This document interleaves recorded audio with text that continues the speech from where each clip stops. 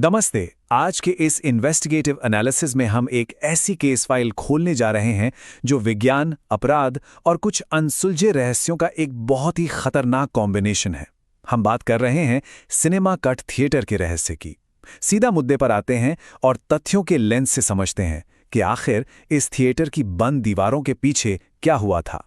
जरा इस नंबर पर ध्यान दीजिए। 6 सिर्फ 3 महीने। जी हां, केवल 3 महीने के अंदर सिनेमा कट थिएटर में 6 रहस्यमयी मौतें दर्ज की गईं। मतलब ये कोई आम बात तो बिल्कुल नहीं है ना? एक ही जगह पर इतने कम समय में इतनी जाने जाना, ये एक ऐसा पैटर्न है जो चीख-चीख कर कह रहा है कि वहां कुछ बहुत ही खौफनाक चल रहा था। अब यहाँ जो सबसे दिलचस्प बात है वो है दो बिल्कुल अलग-अलग कहानियों का टकराव। एक तरफ है ऑफिशियल नैरेटिव, थिएटर के मालिक जो पहले गैंगस्टर थे और अब एक विधायक है, चंद्र प्रकाश।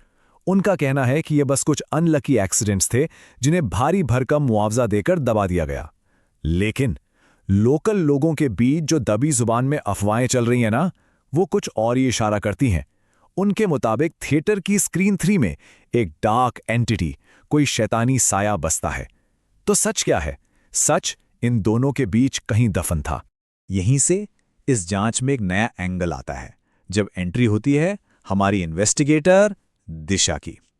अब देखिए, दिशा कोई टिपिकल भूत प्रेत भगाने वाली नहीं है।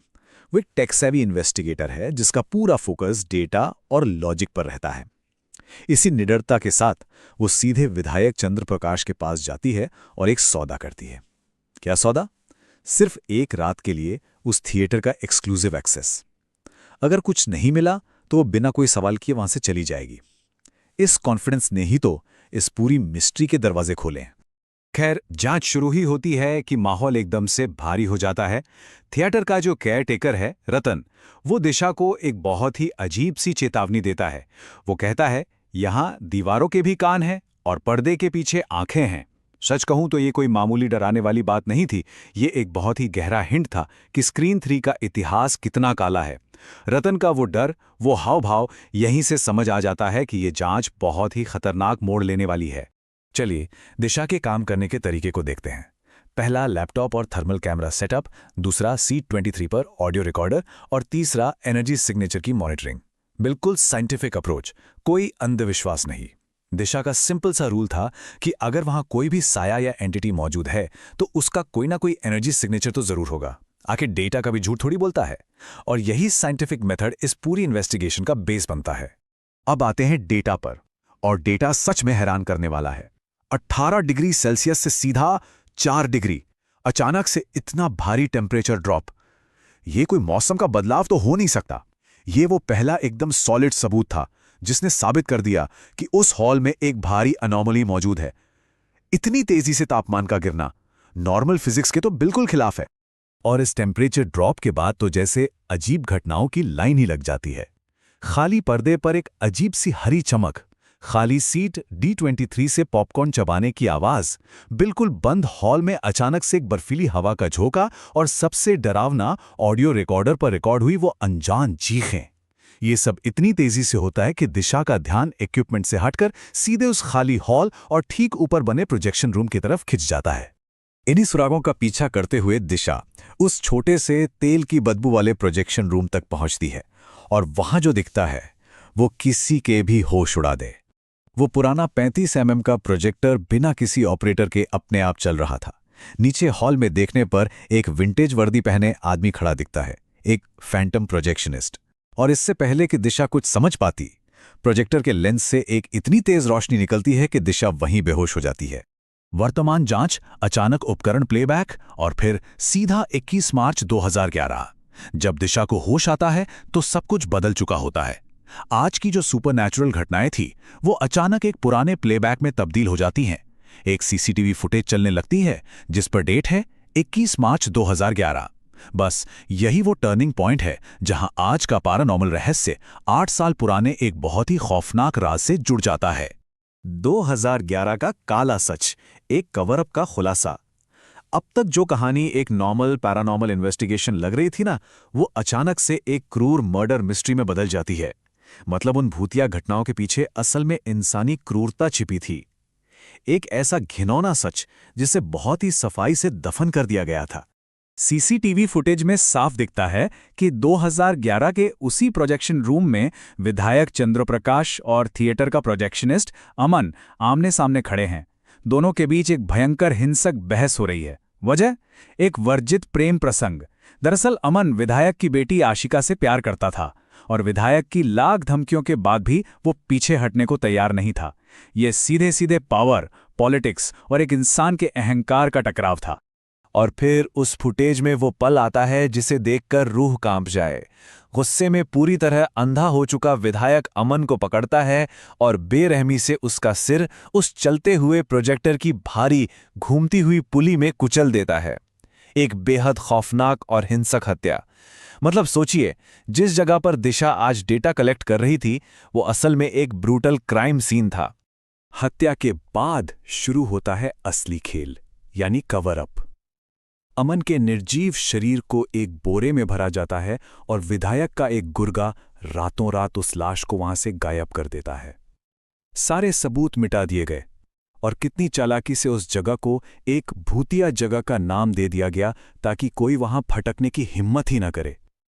सिनेमा कट की वो डरावनी कहानी असल में कोई भूत नहीं था, बल्कि ये पूरा का पूरा मर्डर कवर अप था। कहानी अचानक झटके से आज के समय में वापस आती है। दिशा अभी इस खौफनाक सच्चाई को प्रोसेस कर ही रही होती है कि दरवाजा खुलता है। सामने कौन है? वही विधायक चंद्रप्रकाश, और उसके हाथ में है एक साइलेंसर लगी पिस्तौल। उसका 8 साल पुराना खूनी राज अब बेनकाब हो चुका था और वो किसी भी कीमत पर दिशा को जिंदा नहीं छोड़ना चाहता था। टेंशन एकदम पीक पर है। लग रहा है जैसे वो कमरा आज फिर से एक हत्या का गवाह बनने वाला है। दिशा बहुत स्मार्टली उसे ब्लैकमेल करने की कोशिश करती है कि अगर उसे कुछ हुआ तो सारा डेटा सीधा क्लाउड पर लाइव स्ट्रीम हो जाएगा। लेकिन विधायक पूरे घमंड में बताता है कि उसने थिएटर के सारे नेटवर्क सिग्नल जैम कर दिए हैं। कोई स्ट्रीम नहीं, कोई डेटा नहीं। दिशा अब पूरी तरह से फंस चुकी थी। लेकिन ठीक उसी पल जब विधायक का अहंकार 7वें आसमान पर था, थिएटर की सारी बत्तियां अचानक गुल हो जाती हैं। पूरा हॉल एक घुप अंधेरे में डूब जाता है। गेम पलट चुका था। सुपरनैचुरल फोर्स की वापसी हो चुकी थी। और फिर जो होता है, सब कुछ आउट ऑफ कंट्रोल। थिएटर के बड़े बड़े स्पीकर से अचानक इतनी तेज आवाजें आने लगती हैं कि जैसे कान के पर्दे ही फिट जाएंगे। पूरा माहौल पागलपन में बदल जाता है। वो हमेशा पावर में रहने वाला कॉन्फिडेंट राजनेता अब बुरी तरह खौफ में है। घबराहट में वो उस पिच ब्लैक अंधेरे में बस अंधाधुंध गोलियां चलाने लगता है। उसका सारा कंट्रोल, सारा अहंकार अब डर में बदल चुका था। गोलियां खत्म होने के बाद वो कांपते हाथों से अपनी टॉर्च जलाता है और टॉर्च की रोशनी जैसे ही सामने पड़ती है, उसके रोंगटे खड़े हो जाते हैं। रोशनी के घेरे में ठीक उसके सामने अमन की आत्मा खड़ी थी। एक बहुत ही खौफनाक आमना सामना। एक तरफ वो कातिल जो सत्ता के नशे में चूर था और दूसरी तरफ उसी के शिकार की इंतकाम से भरी आत्मा। 2011 का वो दबा हुआ अतीत अब भौतिक रूप लेकर उसके सामने खड़ा था। विधायक जान बचाकर भागता है और इस पूरी कहानी की सबसे बड़ी आयरनी देखिए, छिपने के लिए वो उसी प्रोजेक्शन रूम में घुस जाता है जहां उसने हत्या की थी।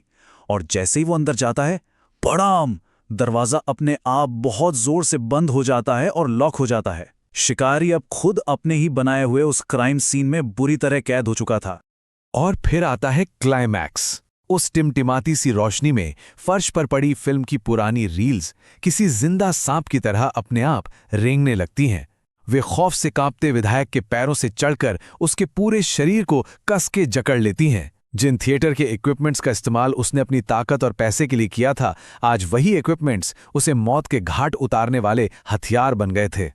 इसे कहते हैं पोएटिक जस्टिस, एक एकदम सटीक काव्यात्मक न्याय।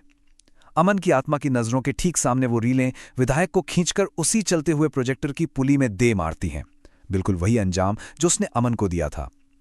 बदले का ये तरीका कितना क्रूर लेकिन कितना सटीक था। जिस तरह से, जिस मशीन से और जिस जगह पर चंद्रप्रकाश ने जान ली थी, ठीक उसी तरह उसका भी अंत हो गया। शोर थमने के बाद नीचे हॉल में दिशा को होश आता है। वो ऊपर प्रोजेक्शन रूम की तरफ देखती है तो वहां अमन की आत्मा अब बिल्कुल शांत और एक नॉर्मल इंसानी रूप में नजर आती है। उसे फाइनली मुक्ति मिल गई थी। इसके बाद दिशा अपनी दोस्त नालिनी के साथ, जो उसके एक पहले से सेट इमरजेंसी सिग्नल पर वहां पहुंच गई थी, उस थिएटर से सुरक्षित बाहर निकल जाती है।